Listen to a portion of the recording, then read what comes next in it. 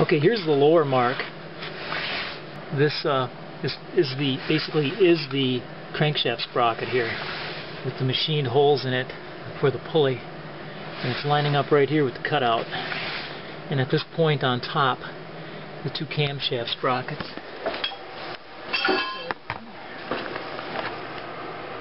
And as you can see here and here. Okay. As part of this job here, since we had a real serious leak here on the oil seal of the camshaft, we're also going to change the belt. That oil got onto the belt, and the belt is no longer going to be usable, so I'm going to clean that all up in there and put a new one in. Okay, we're going to loosen the timing belt tensioner now. It's 13 millimeter right up here. Yeah, as you turn this, I turned it counterclockwise and it put the tension off position. It came in here about 1 o'clock as I'm looking at it. Shine a little more light on this thing. It was in over here. See how it spins, turns, tension off, tension on.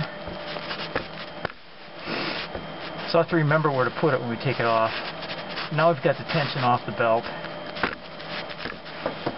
and we can remove it. So we pulled the pulley off, starting up at the top. Take it off all the way around so only the crankshaft is left, and we'll take that part off as well. Okay, now that the cams are free of the belt, it's a sensible practice to hold them in place in the timing position with the vice grip pliers. Okay, so what we have is we've attached a 1/4 inch piece of angle iron to the crankshaft gear, and it's jammed in there from one direction. So we're going to put a socket, large 24-inch breaker bar on there, and see if we can't break this loose. Okay, we're using the breaker bar under here. Try it from the top and the bottom. We got it to budge a little bit so far. Yeah, there it goes. Yeah, it's coming off. Next up, it's the crank pulley.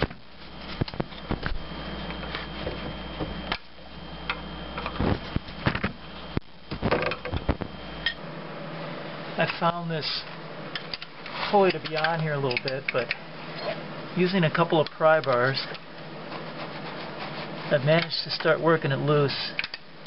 I did a little tapping too, very carefully with a chisel. It's starting to come. So I'll just continue working this. To be careful, because this is just a thin light gauge metal here on this back cover. Okay, it's just about there. You're getting the idea. Trying to get at that oil seal under there. So there it is.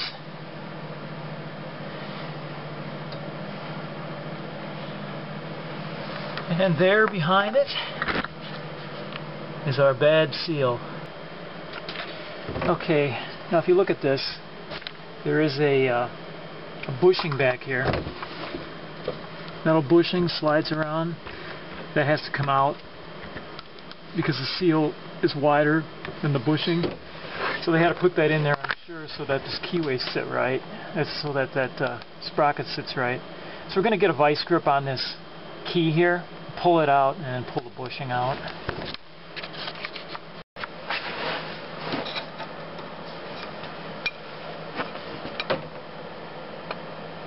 I wound up tapping this keyway out. There it goes. And then the bushing can come off.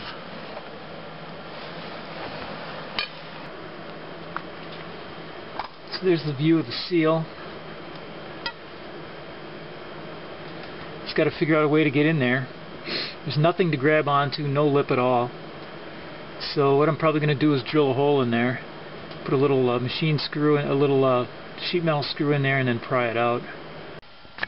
We're going to be drilling through this seal, and what I have here is an automatic punch, just so I can get the hole started. And it's going to go right through. Just put it right in the middle at a convenient spot. It's going to do two things. Leave a little mark on there for you for your drill bit. I hit it a couple, 3 times. This type of bit doesn't wander. You don't need a hammer. That's just the handiness of it. So if you don't have one of those, though, you're going to have to get in there, you know, and hold it and use a hammer.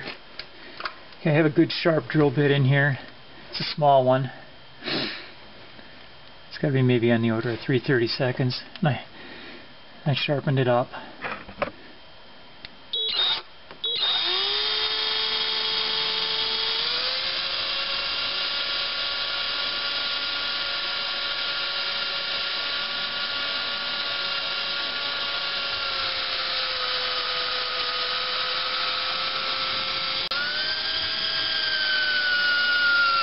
We're in. I'm starting with a small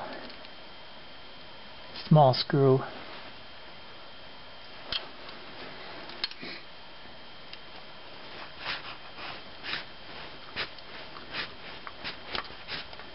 This seal, as you know, is not very thick, so you don't need to go down there too deep.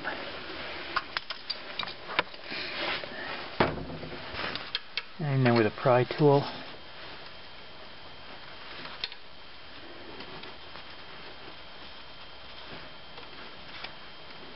Being careful here because you got to realize this is a fairly light gauge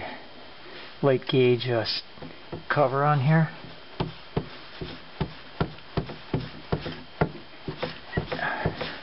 These seals have a tendency to be in there pretty good.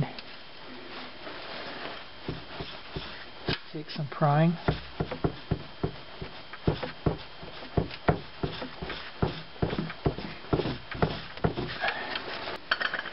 I decided to go in there with a little bit bigger sheet metal screw, so I wasn't really getting. This one's longer too, so that I can get a little bit better mechanical advantage. It's important, like I said, to get this in the center of the seal because you do not want to scratch up or score up the sides of the bore in here. So you turn it in, turn the screw in, but not so far in that it actually, you know, hits the back side. Now wear safety glasses when you're doing this. If this thing let loose, guess where it's could likely hit. So just keep prying on it until it gives way, and this may take a little time. The seals are intended to fit in there very, very close, so they aren't going to come out easily.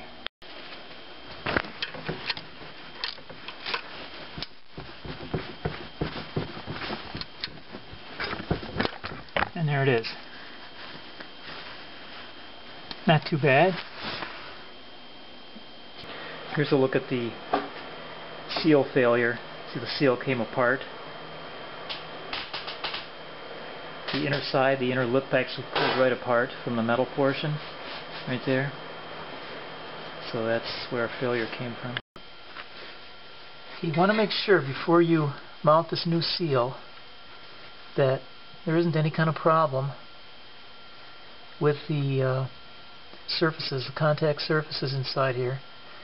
The bore basically and the shaft, crankshaft. So I'm running a Q-tip around here just to make sure I don't feel anything catching on here that could catch on the seal. Installing seals can be tricky. If you're not careful and they miss seat, you'll ruin them very quickly. You'll be out doing this job again. So first of all, I'm cleaning it good. And then I'm going to got some grease here on the contact surfaces, both the inner, on the crankshaft and on the bore as well. And I'm going to do the same thing on the seal. We don't want the seal rolling as it goes in. I've had that happen and wind up doing it again. So make sure you've got some good lubricant when that seal seats, that it doesn't roll on you. I have all contact surfaces of this seal lubed up. So you have to be careful that you don't roll the seal as you put it in. So there, it's fitted already around the inner ring, around the crankshaft part of the bore. So now all we have to do is drive it in there evenly. And what I'm going to use is this piece of PVC.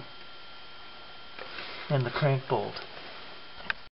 So first on goes the PVC. This is 2 inches in diameter, and then I have a large washer that's going on top of that, and then the crank bolt. The crank bolt has the original bushing on it, which I discovered you need in order to properly to seat this all the way. If you do it without it, with my 3mm or 3 centimeter piece of PVC, it won't be deep enough to seat it all the way.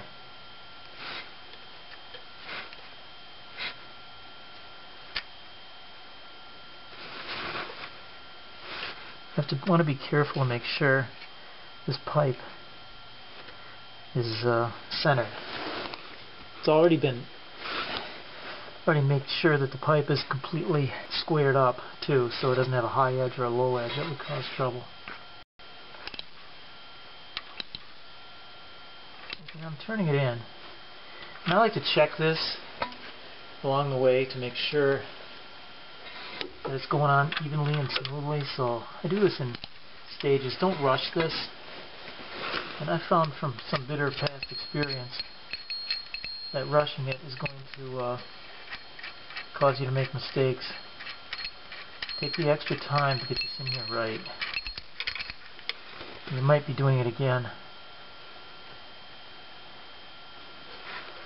You want the lip even on the inside. You don't want it catching or rolling. Okay, check it along the way that it's going in evenly, and it's not cocked, going in at an angle on one side, deeper on one side than the other. And if all looks good, then just finish it off, put it in the rest of the way. Putting the finishing touches on now. Had to seal the setting tool in and out a couple of times just to make sure it's going in even, very important. Okay, when it won't go in any further, you don't want to force it. It's in there. So just remove your kit,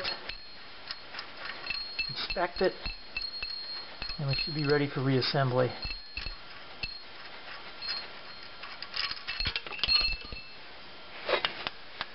It's in there right. It should be even. Especially check the inner lip here. The outer is not going to have a problem. It's just a press fit basically into the bore of the engine. But the inner one here, if you're going to have a problem, it's going to be there. If the edge isn't smooth, if there's a part that appears to be caught, to be raised, that's a real potential problem. You may have rolled it. Could be a problem in there. This one now looks perfect. I'm going to call it good. So we took off this bushing that fits over the crankshaft, as well as the key that fits in the keyway. With the keyway back in there, I'm just gently tapping the key to press it to tight fit.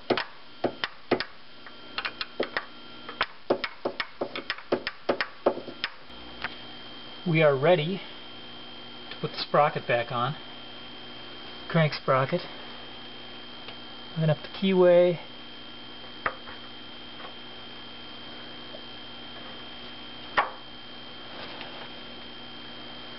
Now it slid on a lot easier. I did clean up the contact surfaces with a light grit sandpaper, fine grit sandpaper, getting the residue off, just making sure it's seated all the way. Okay. Now I'm going to put the crank bolt back in place. I'm not going to torque it down all the way just yet.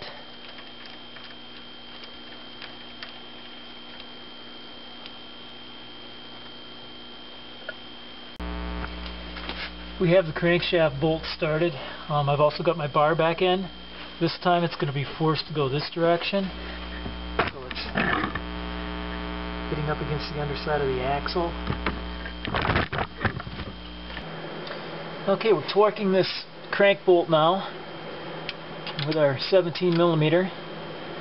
The specs for this, I'm just using a fairly simple torque wrench, 77 foot-pounds. So I'm not going to be able to delineate with quite that degree of accuracy with this type of wrench. So I'm taking it basically to 80. There we go.